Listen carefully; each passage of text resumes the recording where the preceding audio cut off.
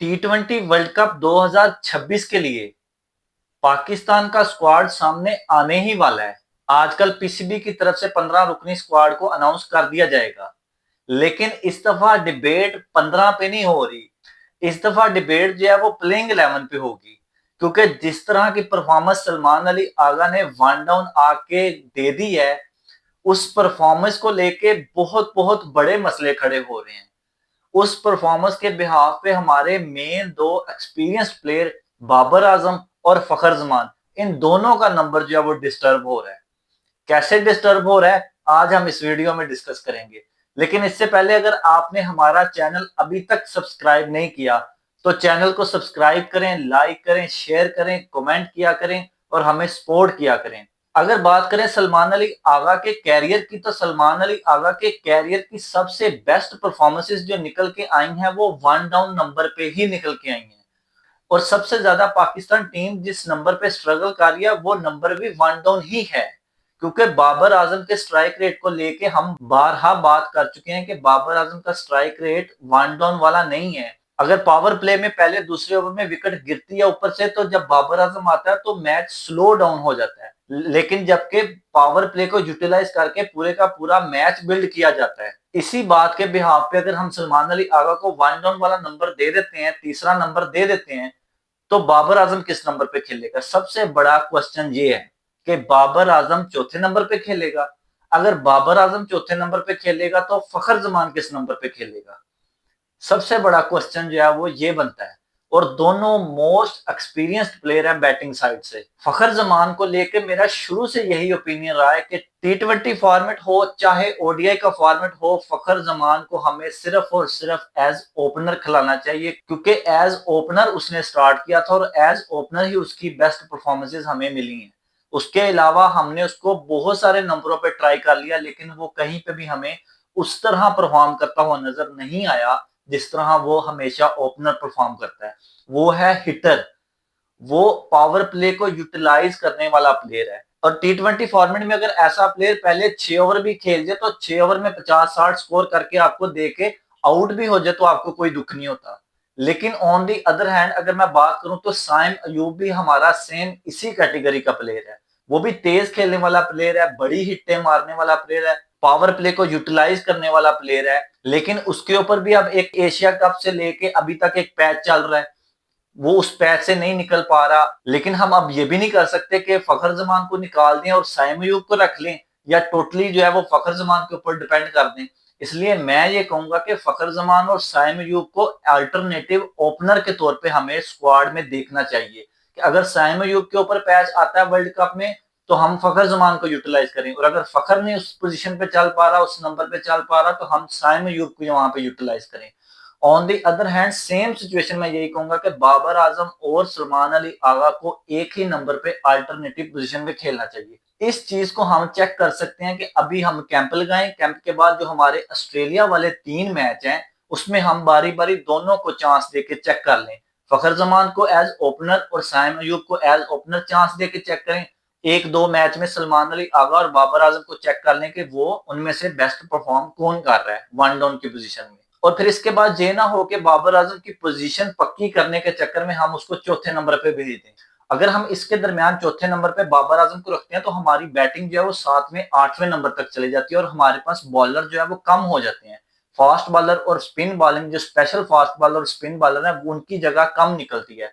शदाब, नवाज, फहीम अशरफ, ये तीनों ऑलराउंडर जो है वो हमें मिलते हैं।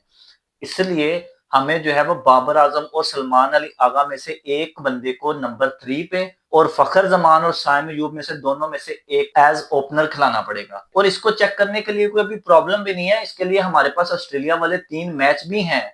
तो इन तीनों मैचेस में हम दोनों सिचुएशंस को ट्राई करके हम चेक भी कर सकते हैं, ना कि हम वर्ल्ड कप में जाके कंफ्यूज रहे कि इस नंबर पे कौन बैट्समैन खेलेगा, इस नंबर पे कौन बैट्समैन खेलेगा। लेकिन यहाँ पे एक और सिचुएशन भी मेरे सामने बनती है कि अगर हम बाबर आजम और फखर जमान दोनों मेन प्लेयर्स को इंडिया वाले मैच में बाहर बिठा देते हैं तो क्या होगा?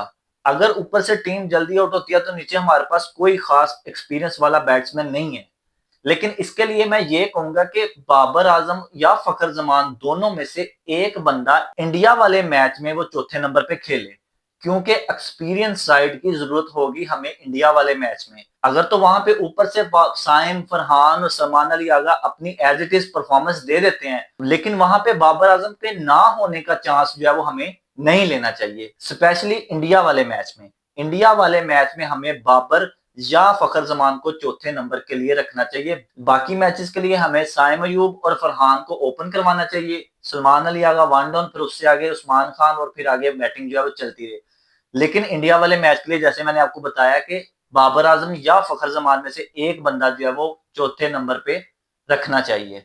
ग्रुप स्टेज में क्योंकि हमारा मुश्किल मैच भी जो है इंडिया वाला ही है, बाकी मैच जो है वो हमारे बकदरे आसान मैच हैं। सुपर 8 में जाने से पहले हमें हर सिचुएशन से हम होके गुजर जाएंगे कि कौन सा बंदा किस नंबर पे ज्यादा बेस्ट परफॉर्म कर रहा है। लेकिन उससे पहले भी ये बात निकल के सामने आ जाएगी कि सलमान अली आगा ही नंबर 3 के लिए बेस्ट ऑप्शन है या बाबर आजम को ही रिटेन करना है। On the other hand T20 world cup और ऑस्ट्रेलिया सीरीज के लिए स्क्वाड के अनाउंसमेंट के बाद कैंप भी लगाया जा रहा है। उस कैंप के लिए मैं यही कहना चाहूंगा कि लड़के बांग्लादेश लीग से वापस आए हैं और शादाब खान जो बिग बैश से वापस आए हैं, इनको वापस ना भेजा जाए, इनको इस कैंप में शामिल किया जाए, ऑस्ट्रेलिया सीरीज की तैयारी की जाए, फिर उसके बाद T20 वर्ल्ड कप है उसके लिए तैयार किया जाए। और इसके साथ साथ हमें खिलाड़ियों में एक मोटिवेशन भी पैदा करनी चाहिए कि हम जो है वो T20 वर्ल्ड कप खेलने के लिए जा रहे हैं, कोई छोटी मोटी सीरीज खेलने के लिए नहीं जा रहे। लीग्स जो है वो बार बार आती रहती हैं, लीग्स इतनी मैटर नहीं करती। पाकिस्तान टीम में शामिल होना और T20 वर्ल्ड कप खेलना, ये सबसे पहले मैटर करना चाहिए हर खिलाड़ी के लिए। ना हमें यहाँ पे बांग्लादेश लीग में वापस खिलाड़ी भेजने चाहिए, या ना शादाब खान को वापस ऑस्ट्रेलिया भेजना चाहिए, क्योंकि ऑस्ट्रेलिया हमें इसके बदले में क्या दे रहा है, कुछ भी नहीं। 3 मैच वो अगर खेल रहा है तो वो अपनी प्रैक्टिस और अपनी तैयारी के लिए भी खेल रहा है, हमारे सर पे कोई एहसान नहीं कर रहा। तो हमें इन लड़कों को इस वक्त ज्यादा से ज्यादा इकट्ठे खिलाना है, इकट्ठे प्रैक्टिस करवानी है और इकट्ठे रखना है। बहुत सारे लोग यहाँ पे ये भी कहेंगे कि कैंप से ज्यादा मैच में प्रैक्टिस होती है, तो मैच वो एक लीग का मैच है, कोई इकट्ठी टीम नहीं खेल रही। जो इकट्ठी टीम खेलनी थी वो श्रीलंका में खेल आई है, उसका इम्पैक्ट सबसे ज्यादा होना था। उसके बाद लीग मैचेस का इम्पैक्ट नेशनल टीम पे कभी भी नहीं हो सकता। तो इसलिए हमें यहाँ पे लड़कों को रख के ज्यादा से ज्यादा प्रैक्टिस करवानी चाहिए। और अल्लाह ना करे अगर किसी लीग में किसी खिलाड़ी को इंजरी हो जाती है तो फिर हम क्या करेंगे? तो फिर हमें फायदे से ज्यादा नुकसान होगा। एक तो वो प्लेयर भी वर्ल्ड कप खेलने से बाहर हो जाएगा और दूसरा टीम को भी नुकसान होगा। इसलिए हमें इन प्लेयर्स को यहाँ पे रख के कैंप में शामिल करवाना चाहिए और फिर उसके बाद ऑस्ट्रेलिया सीरीज के लिए तैयारी करवानी चाहिए। साथ साथ मोटिवेशन पे भी काम करना चाहिए। जैसे ही T20 वर्ल्ड कप का स्क्वाड अनाउंस होता है हम उसके ऊपर भी प्रॉपर अपना रिव्यू देंगे और T20 वर्ल्ड कप को लेके हर खबर के ऊपर हमारा रिव्यू जो है वो आप तक पहुंचेगा। इसी तरह सपोर्ट करते रहें, हमारे चैनल को सब्सक्राइब करें, लाइक करें, शेयर करें और कमेंट सेक्शन में अपने रिव्यू और ओपिनियन से जरूर आगाह किया करें। अपना ख्याल रखें। Good night. अल्लाह हाफिज।